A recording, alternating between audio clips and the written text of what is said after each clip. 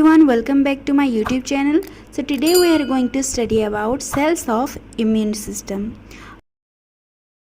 Let's start this video. So students, immune system is responsible for fighting against infection and disease. It is comprises of many specialized cell type जो कि साथ में काम करते हैं, जो कि हमारे बॉडी को हेल्दी रखते हैं और डिजीज़ होने से बचाते हैं. In this short video, you will be introduced to the major cellular players of the immune system. तो स्टार्ट करते हैं इम्यून सिस्टम के दो इम्पोर्टेंट कंपोनेंट्स के साथ, जो कि है innate immunity and adaptive immunity. So first point is it is known as a natural immunity. तो बच्चों, ये जो होता है एक तरह का नेचुरल इम्यूनिटी होता है जो कि हमारे बॉडी में ऑलरेडी प्रेजेंट होता है. और अगर हम बात करें एडेप्टिव इम्यूनिटी की, तो ये एक तरह का एक्वायर्ड इम्यूनिटी होता है.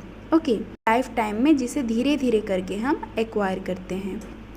इनेट इम्यूनिटी का सेकेंड पॉइंट है generate a non specific immune system. ये क्या करता है, किसी भी डिजीज़ का या फिर किसी भी वायरस के लिए एक स्पेसिफिक टाइप का रिस्पॉन्स शो नहीं करता.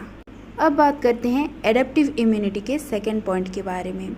Generate a specific immune system. ये हर डिजीज़ के लिए एक स्पेसिफिक तरह का अपना immune system immune response show करता है. Okay, next point of innate immunity is always present in the body. ये क्या होता है, हमेशा से हमारे बॉडी में प्रेजेंट रहता है. And next point of adaptive immunity is generated in response to exposure to an external factor. ये क्या होता है, हमें एक्सटर्नल फैक्टर की वजह से ये एक्वायर होता है धीरे धीरे लाइफ में. ओके, तो बच्चों ये हो गए हमारे दो कंपोनेंट इम्यून सिस्टम के. सो सभी इम्यून सेल बोन मैरो में एक सिंगल प्लूरिपोटेंट सेल से डेवलप हुए होते हैं, जिसे कहा जाता है haematopoietic stem cell. Okay, haematopoietic stem cell से लिम्फोइड प्रोजेनेटर और माइलिम्फोइड प्रोजेनेटर बनते हैं, जिनके बारे में हम आगे पढ़ेंगे. ओके, सो लिम्फोइड प्रोजेनेटर क्या होते हैं. लिम्फोइड प्रोजेनेटर को 3 सेल्स में डिवाइड किया गया है. First one is B cell progenitor और बी लिम्फोसाइट जो बोलते हैं. Next is natural killer cell और एनके सेल.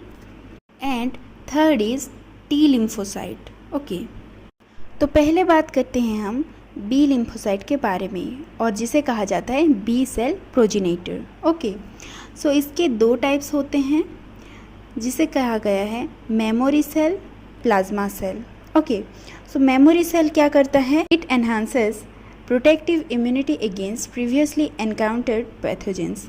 बेसिकली जो पहले से जिस वायरस ने हमारे बॉडी के ऊपर हार्मफुल इफ़ेक्ट डाला होता है, वो वायरस के डिटेल्स को वो याद रखता है, और फर्दर अगर कभी भी उस डिज़ीज़ का फिर से हमारे बॉडी को सामना करना पड़ा तो ये क्या करता है, ये मेमोरी सेल याद रखता है उसके बारे में कि कैसे ये डिजीज़ को ख़त्म किया जा सकता है, और ये फर्दर फटाफट से अपना एक्ट करना स्टार्ट कर देता है.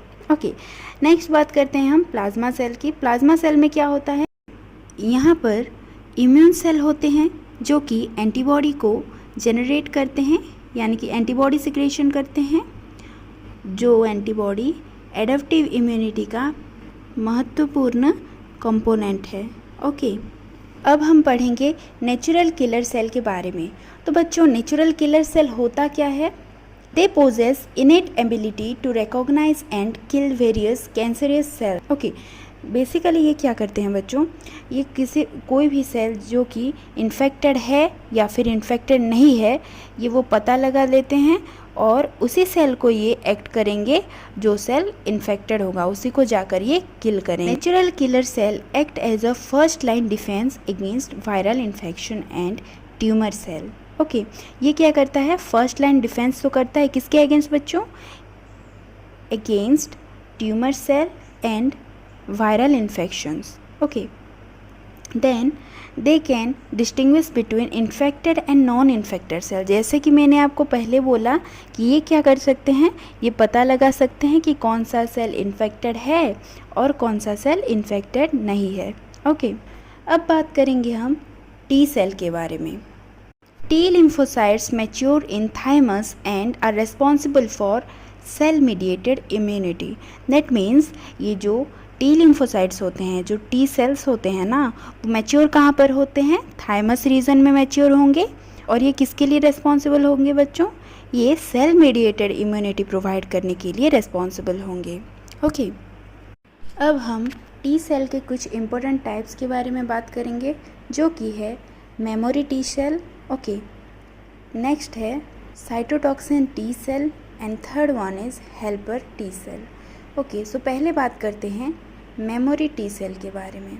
मेमोरी टी सेल में क्या होता है? Some of the activated CD4+ cells and CD8+ cells retain in the memory of antigen specificity for the future। ये क्या करते हैं? इसमें CD4+ एंड CD8+ सेल क्या करते हैं? मेमोरी रिकॉग्नाइज करते हैं, ताकि अगर वो डिजीज़ उसको फिर से हो जाए तो वो उससे फाइट बैक कर।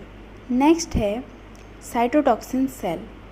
दे binds with the target cell and kill them. किसी भी टारगेट सेल के साथ ये पहले बाइंड करेंगे और उसके बाद ये किसी भी मैकेनिज़्म से उसे धीरे धीरे करके अपने मैकेनिज़्म से किल कर देंगे।